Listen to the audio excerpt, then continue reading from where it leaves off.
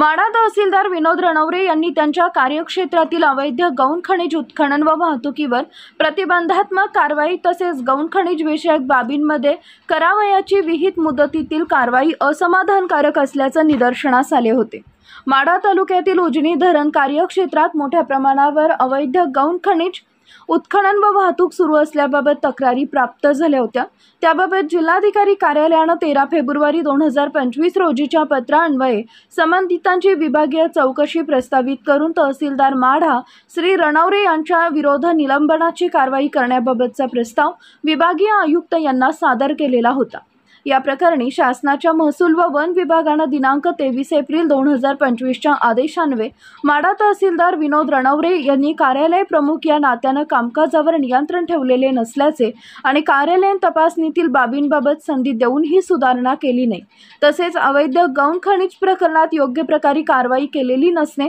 खानपट्टा मंजुरीच्या अनुषंगाने मागणी केलेला अहवाल दीर्घ मुदतीनंतरही वरिष्ठ कार्यालयात सादर न करणे, तसेच कार्यालयाच्या तपासणीनंतर शतकपूर्ती वेळी सदरच्या बाबी निदर्शनास आलेल्या असतानाही श्री रणवरे यांनी कामकाजाकडे दुर्लक्ष करून गंभीर अनियमितता केल्यामुळे शासनाने निलंबित त्यांना केलं आहे, अशी माहिती जिल्हा प्रशासनाच्या वतीने देण्यात आलेली आहे। माढा तालुक्यातील अवैध वाळू उपसा यावर नियंत्रण न ठेवणं व अन्य प्रशासकीय बाबीतील अनियमिततेमुळे माढा तहसीलदार विनोद रणवरे यांना निलंबित करण्याबाबतचा प्रस्ताव 3 महिन्यापूर्वी शासनाला पाठवण्यात आला होता। त्या अनुषंगाने शासनाने दिनांक 23 एप्रिल 2025 रोजीच्या आदेशान्वये माढा तहसीलदार श्री रणवरे यांना निलंबित केला आहे। तरी यापुढे अवैध वाळू उपसा यावर नियंत्रण न ठेवणं तसेच कामात निष्काळजीपणा करणाऱ्या संबंधितांवर अशीच कठोर कारवाई करण्यात येईल, असं श्री कुमार आशीर्वाद जिल्हाधिकारी सोलापूर यांनी म्हटलेलं आहे।